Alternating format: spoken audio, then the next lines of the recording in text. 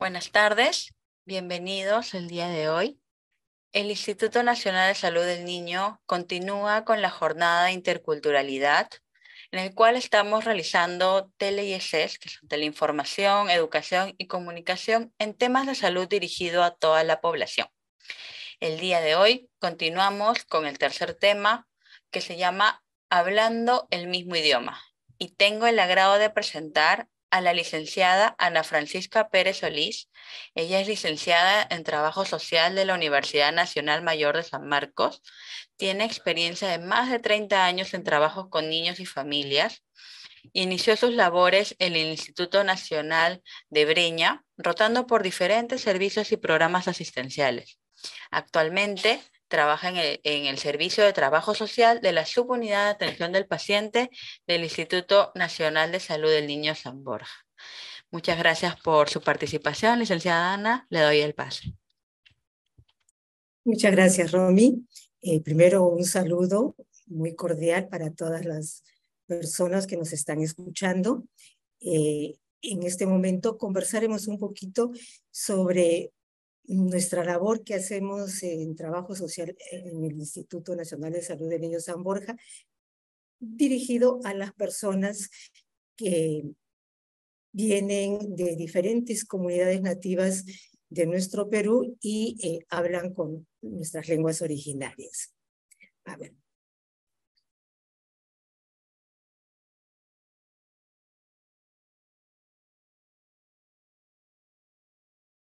Primero, como para entrar en contexto del trabajo que realizamos en el instituto.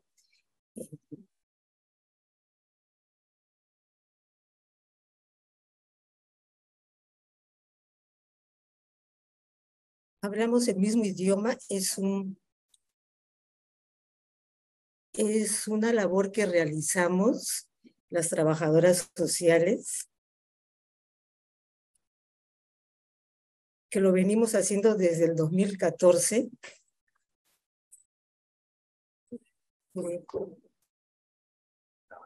Sí.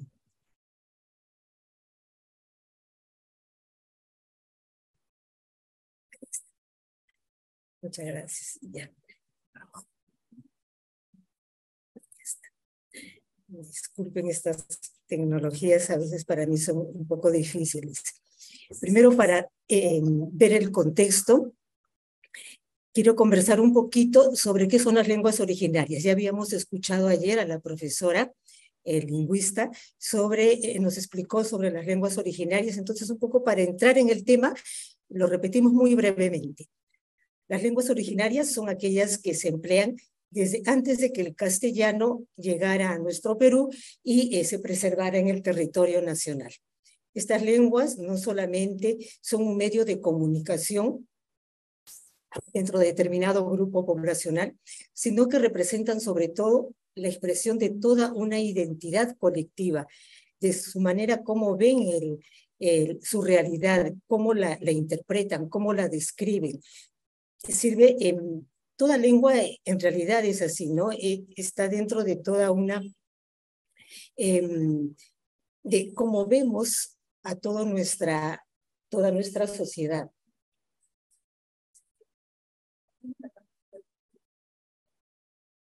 Un segundito, por favor, un ratito.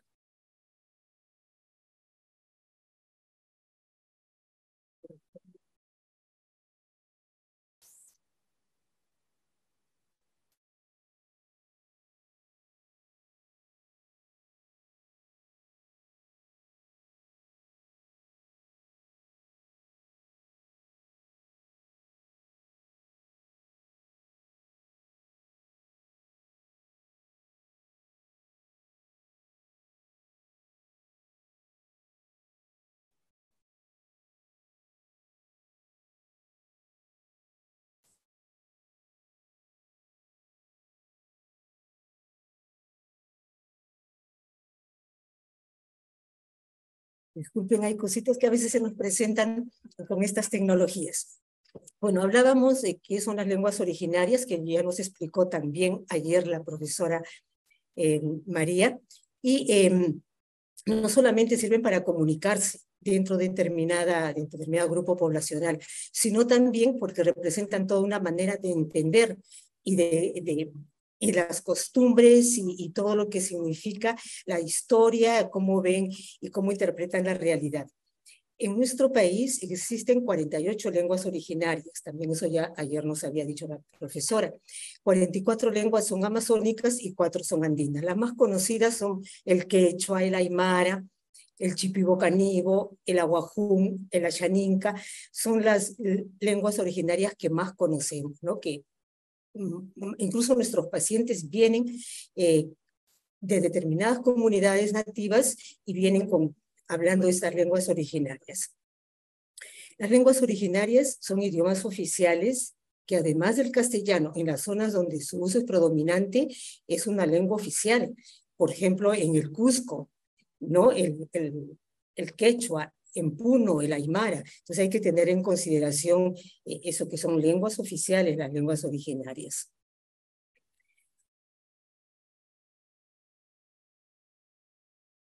El Instituto Nacional de Salud del Niño de San Borja es un establecimiento de salud de alcance nacional. Abarca las 24 regiones del país. Desde junio del 2013 estamos ya trabajando en este instituto. Se inauguró el 24 de junio del 2013 y brindamos atención a los niños, niñas y adolescentes de todo Perú. En promedio, el 65% de los pacientes hospitalizados, estoy hablando solo de los hospitalizados, provienen de las diversas regiones del país, de la costa, sierra y selva. Y sus lugares de residencia pueden ser de zonas urbanas o de zonas rurales. Cuando son de zonas rurales, generalmente son de comunidades nativas de la selva y de la sierra. Entonces, nosotros atendemos a todos estos pacientes que vienen de distintas partes del país y sus acompañantes, es decir, al papá o a la mamá o al hermano o a la abuelita, una persona adulta que viene acompañando al niñito o a la niñita, porque todo niño tiene que venir con su acompañante adulto. Y a veces estos pacientes solamente hablan lenguas originarias, o el quechua, o el aymara, o el chipibo-canibo. Entonces, esto genera una brecha de comunicación entre el personal de salud, los pacientes y su familiar acompañante. No sabemos cómo entendernos, cómo comunicarnos. Le preguntamos al niñito, si es que ya tiene 8 o 10 añitos, ¿qué te duele? Él no nos entiende.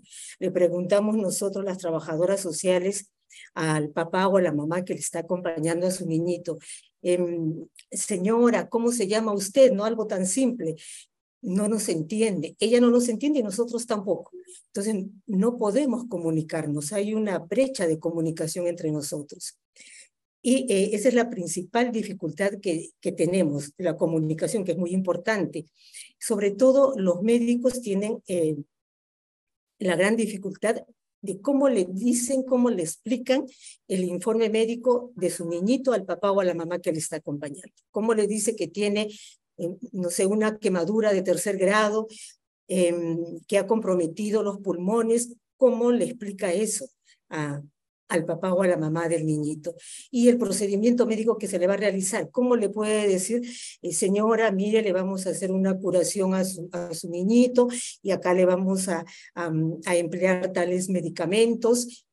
Se le explica a los familiares del paciente, y a estos familiares que vienen hablando el quechua o el chipibo o el aguajún, ¿cómo se lo explicamos para que nos entiendan? En cuanto a la interacción social, los acompañantes de estos niñitos, puede ser el papá o la mamá, presentan dificultades de adaptación. Vienen a un sitio que no conocen, que no saben los horarios, por ejemplo, a qué hora se sirve el desayuno, tanto para el paciente como para el familiar acompañante, a qué hora pasa el médico a hacer la visita médica, el acompañante no sabe cómo dirigirse a la habitación de su niñito, no sabe dónde está el comedor para que pueda tomar sus alimentos, incluso el ascensor. Le decimos, señor, vamos a subir al 5º piso, entremos al ascensor. ¿Qué es eso, señorita? No saben manejar el ascensor, y es lógico. están en un sitio que no conocen, como nosotros, si vamos a un lugar que no conocemos, cualquiera sea este lugar que no conozcamos, igualito, ¿no? Vamos a decir qué hacemos, dónde estamos, cómo nos podemos orientar. Igual pasa con nuestros pacientes que vienen de una comunidad nativa y hablan una lengua originaria, no hablan el castellano. Tenemos bastantes dificultades para podernos comunicar. Entonces, ¿qué hacemos nosotros frente a eso? Sobre todo las trabajadoras sociales, ¿no? ¿Qué hacemos para que el papá y la mamá puedan comprendernos entre los dos? En el 2014 ya estábamos recibiendo a nuestros primeros pacientes que venían de comunidades nativas. Y nosotras como trabajadoras sociales decíamos, ¿qué hacemos ahora? Yo no le comprendo al señor que me está hablando, supongamos que venía de un sitio donde hablan el chipi bocanivo. ¿Qué hago? ¿Cómo le explico dónde tiene que ir a tomar su desayuno? Y tenemos que ver la manera de cómo entendernos. Y coordinamos y pedimos el apoyo del Ministerio de Cultura. El Ministerio de Cultura es un gran aliado para nosotros. Y el Ministerio de Cultura nos apoya con la traducción del idioma con el que nos queremos hacer entender con el paciente y el familiar de ese paciente. Entonces, a estos nuestros niñitos que vienen de lugares tan lejanos y hablan otro idioma, hablan una lengua distinta al castellano, le tratamos de brindar una atención diferenciada y preferencial para que se sientan confiados, a gusto, tranquilos en el instituto.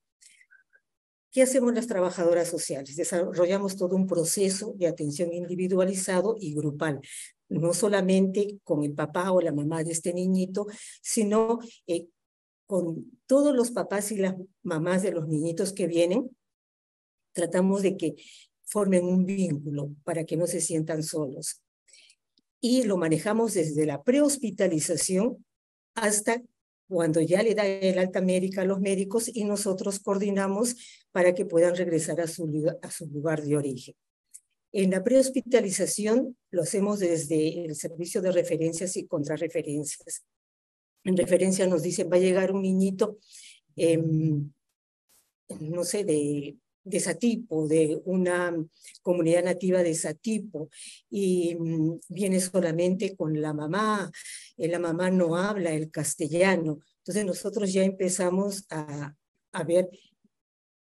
preguntar de qué comunidad nativa viene, qué lengua hablan en esa comunidad nativa. Entonces ya tenemos ciertos alcances sobre a qué paciente vamos a recibir. En la hospitalización conversamos con la mamá que ha llegado de Satipo, de una comunidad nativa. Le preguntamos y conversamos con ella para ver si nos entiende. Vemos que hay dificultad, que no nos entiende muy bien lo que le queremos decir, ni tampoco nosotros le entendemos muy bien a ella.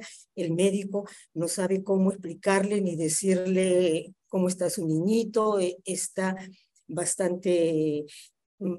está muy delicado, tiene un diagnóstico que va a requerir un tratamiento largo, tiene que decirle todo eso el médico y cómo le hace entender la situación de salud de su niñito.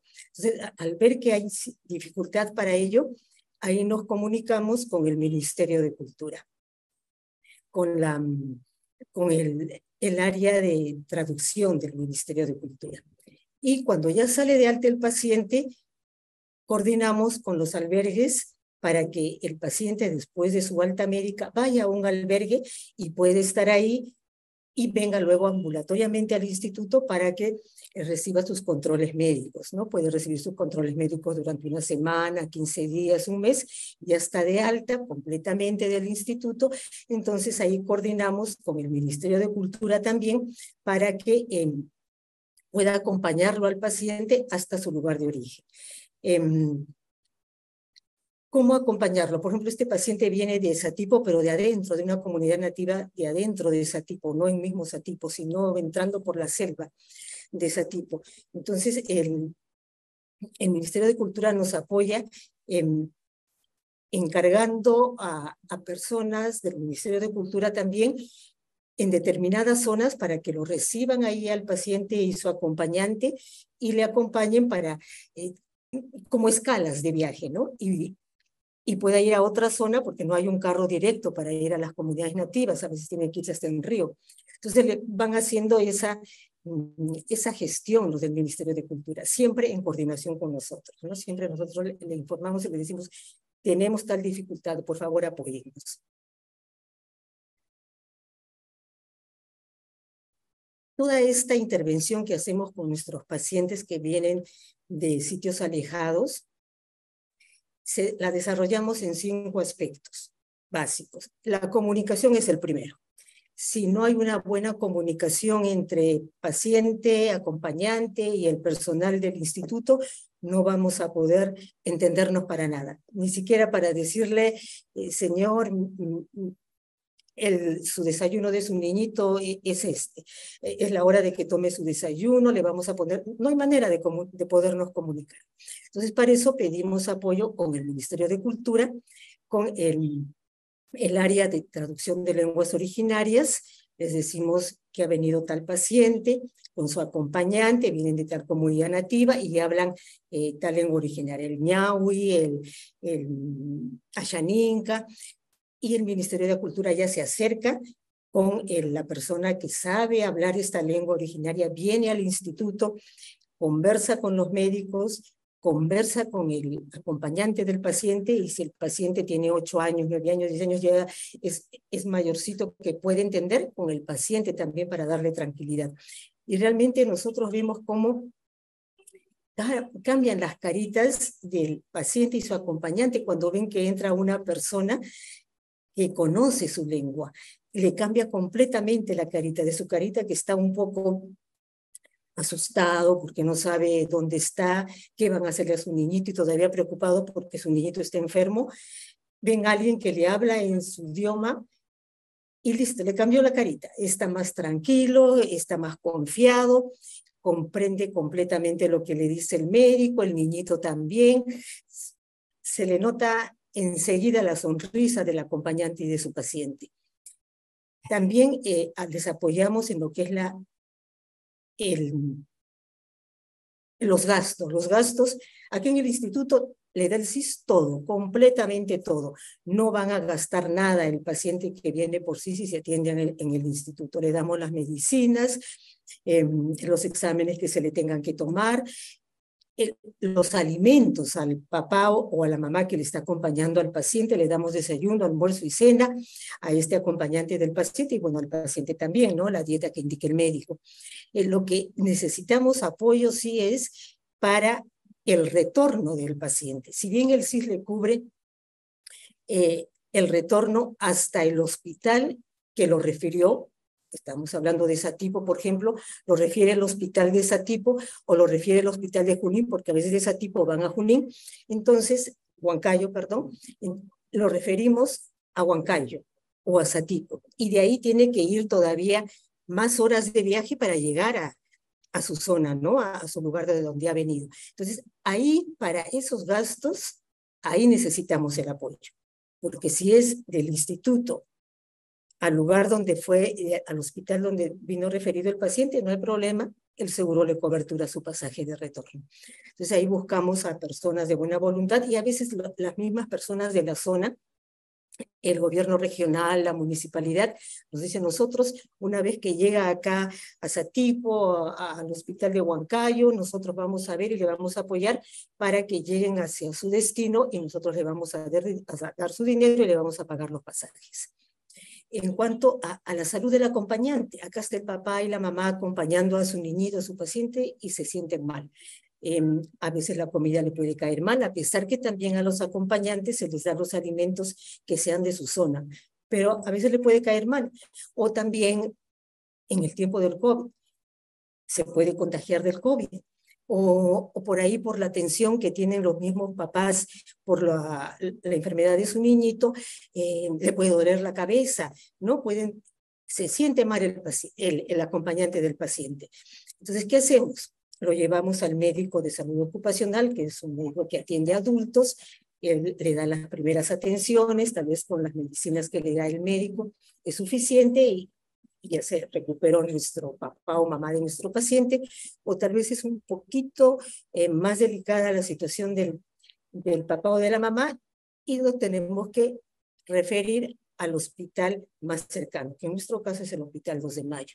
Entonces también ahí lo acompañamos al Hospital 2 de Mayo para que se atienda y el médico lo revise y vea cuál es su situación de salud y le dé el tratamiento que necesite el papá o la mamá. Porque si el acompañante no se siente bien, el paciente tampoco se va a sentir bien. Ellos captamos muy rápidamente, los niños captan muy rápidamente el aspecto emocional, la salud de su papá o de su mamá. Rápidamente se dan cuenta que está teniendo algún problema, ya sea emocional o de salud. Entonces, intervenimos primero con la comunicación, con los gastos, una vez que el paciente va a ser referido, ya contrarreferido a su lugar de origen, con la salud del acompañante, porque la salud del paciente es lógico, le está viendo acá nuestros médicos, con la identificación de nuestros acompañantes. A veces vienen pacientes recién naciditos, un día, 2 días de nacidos, y vienen solo con su certificado de nacido vivo. Y es necesario que tengan su acta de nacimiento, si no realmente el paciente no existe, es un NN, tiene que tener un acta de nacimiento mínimamente. Entonces ahí coordinamos con el RENIEC para que primero ese certificado de nacido vivo se canjee por un acta de nacimiento y luego por un DNI. Entonces, ahí también estamos nosotros acompañando al familiar del paciente, coordinando con el RENIEC para que lo más pronto posible les den los documentos al paciente, y a veces el acompañante también viene sin documentos de identificación, a veces solamente con su acta de nacimiento del acompañante. Entonces también coordinamos para que tenga su DNI ya este acompañante que ha venido con su niñito. Y en cuanto a con las mujeres, sobre todo, cuando vienen la mamá, a veces la abuelita del paciente, brindamos talleres con las mamás en el instituto, talleres de autoestima, talleres productivos, donde hay profesoras que pueden enseñar, no enseñar porque las mujeres de las comunidades nativas saben sus artes manuales propias de su zona, pero quién sabe ahí para que conozcan un poco más sobre las manualidades que hacemos acá, ¿no? Puede ser tejido, costura, pintar, simplemente pintar para que estén con su tiempo ocupado y se sientan que están haciendo algo. Y también a veces la misma mamá que viene acompañando a su niñito sabe tejer excelentemente bien, muy bien, mejor que todas nosotras. Y ella enseña a sus pares. Les enseña el tejido que hacen y hacen realmente maravillas, cosas muy, muy bonitas. Y ni bien llegan también el paciente y su acompañante, les tenemos que explicar cuáles los horarios de la atención de sus niñitos y el manejo de la infraestructura, ¿no? Los ascensores, por dónde está el comedor, dónde está la oficina de seguros, también sobre su higiene personal, cómo funcionan las duchas, los baños, los inodoros, en fin, para que tengan su aseo personal sin ninguna dificultad. Y todo esto que hacemos, todo eso que les estoy comentando, lo hacemos las trabajadoras sociales, coordinando con diferentes áreas dentro de la institución y fuera de la institución. Y en el 2014 empezaron a venir nuestros primeros niñitos de las comunidades nativas. Entonces empezábamos a trabajar con ellos de esa manera. Siempre trabajamos con ellos así. Y en el 2018, en un concurso de buenas prácticas, todos los años se realizan concursos de buenas prácticas acá en el instituto.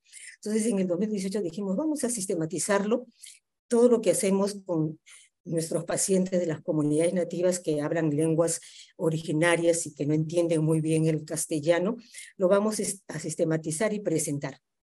Lo sistematizamos, lo presentamos al concurso y ganamos en el tema de interculturalidad. Entonces dijimos, muy bien, ahora hay que presentarlo al otro año, el 2019, hay que presentarlo para el concurso de buenas prácticas de Ciudadanos al Día.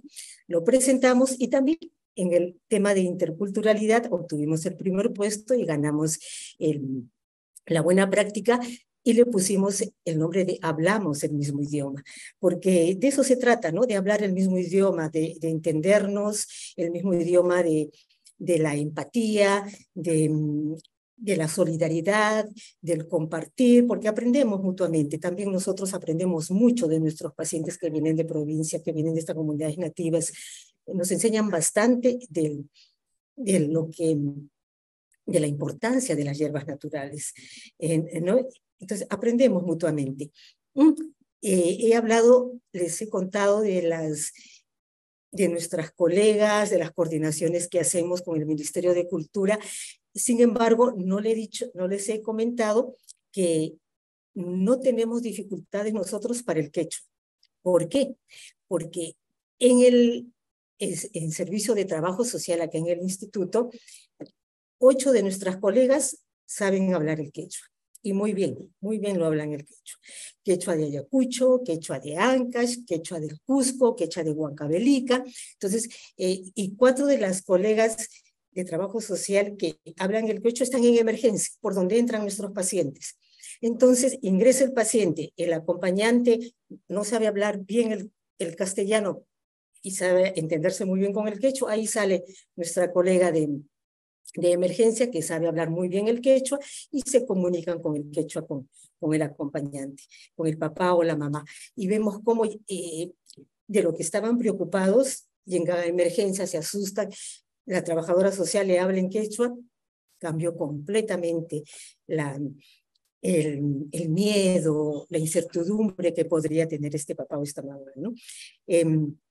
Esa es nuestra pequeña experiencia que tenemos acá en el Instituto del Niño de San Borja sobre cómo comunicarnos con nuestros niños, con nuestros pacientes que vienen de sitios tan apartados y no hablan muy bien el castellano. Y ahí nosotros nos comunicamos con ellos y tratamos de resolver todas sus dudas y sus dificultades que tengan hablando el mismo idioma. No sé si habría algún comentario.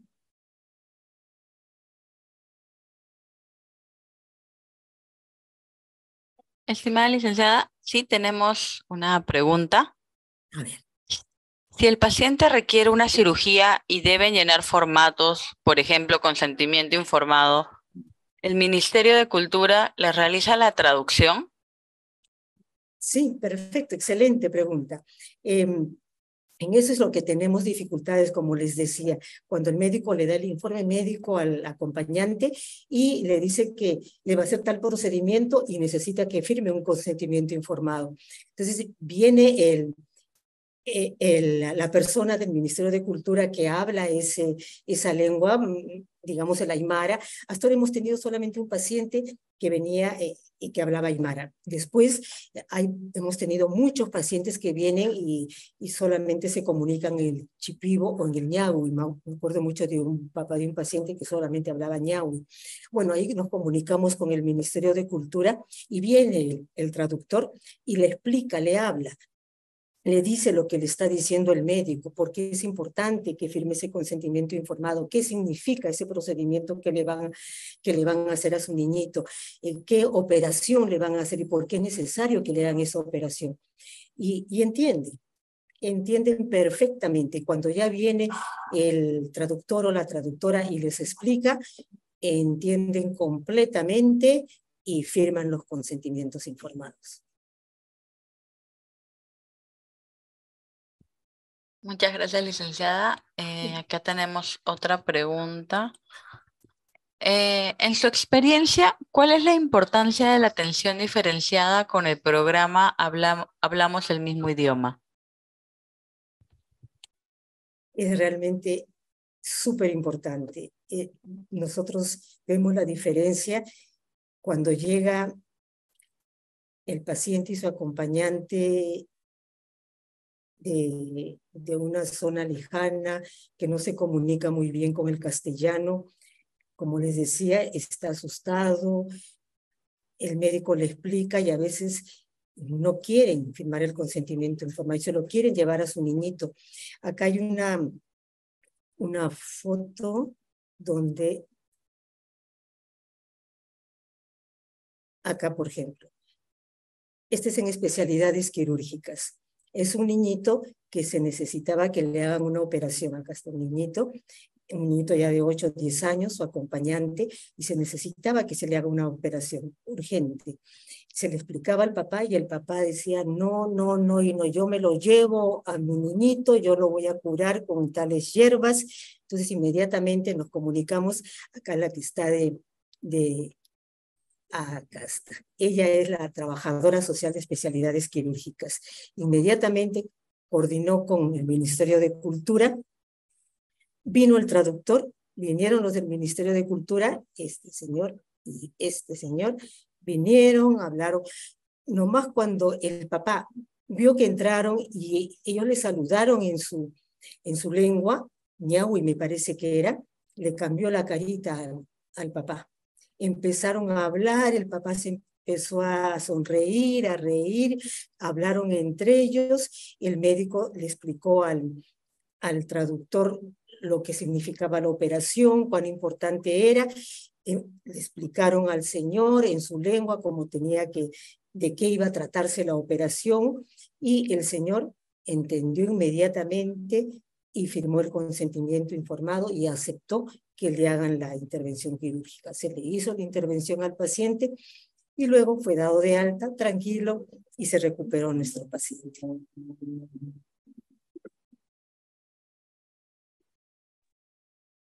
Licenciada, acá tenemos una pregunta más. En el caso un paciente llega a emergencia sin identificación, ¿nos podría repetir cómo es el proceso? Sin identificación, sin DNI, sin Sin nada, llega DNI. solo, no hay Ujú. papá ni mamá. Eso es lo Si que... llegas, bueno, con papá y mamá, pero sin DNI, Ujú. y no tiene el DNI, depende. Ahí tenemos que diferenciar entre si llega acompañado con algún familiar, alguien que dice, soy su papá, soy su mamá, soy la abuelita. Nosotros le orientamos cómo sacar el documento de identidad, si tienen acta de nacimiento, para sacarle el DNI, coordinamos con el RENIEC. Si tiene solamente el certificado de nacido vivo, coordinamos con el RENIEC para que ese certificado de nacido vivo, acá nomás en el RENIEC, que está cercano incluso al instituto, se canjee por un acta de nacimiento. Pero si ya la persona, este paciente, ya es bastante mayorcito, puede tener 5 años y no tiene ni siquiera un acta de nacimiento, ahí ya tenemos que comunicar a la Fiscalía de Familia.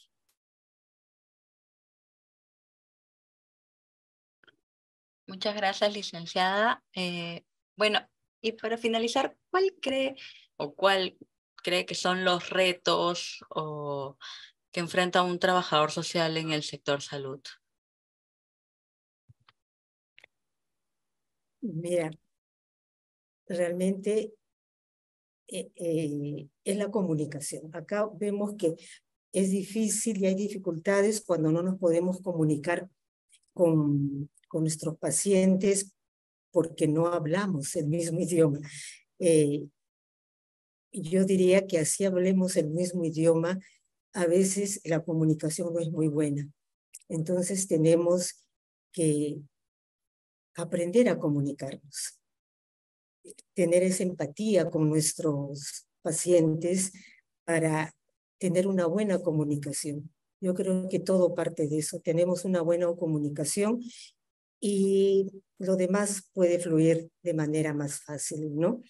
Que nosotros entendamos a nuestros pacientes y ellos también entiendan que nosotros lo que hacemos es por el bienestar de los niños, de nuestros pacientes que vienen. Si vienen al instituto es porque están delicados de salud y nosotros le queremos atender de la mejor manera, pero a veces los mismos acompañantes, papá o mamá, yo entiendo que por su misma situación de desconcierto, por lo que ven a sus niñitos que están mal, se ponen un poco aprensivos, no quieren aceptar a veces el tratamiento. Entonces ahí tenemos que aprender a comunicarnos, a entendernos, a que vean la importancia de lo que significa recibir la mejor atención y oportuna atención del paciente. Entonces, Listo. otra. Muchas gracias, licenciada Pérez, por compartir su conocimiento, su experiencia y por esa excelente ponencia que nos ha brindado el día de hoy. Agradecemos también a los participantes por habernos acompañado y esperemos pronto contar con otra TLIS. Muchas gracias. Muchas gracias a usted. Muchas gracias a ti, Romy, y a todos del equipo de docencia. Muchas gracias al público que nos esté escuchando. Y recuerden que tenemos que hablar el mismo idioma. Gracias. Gracias, licenciada.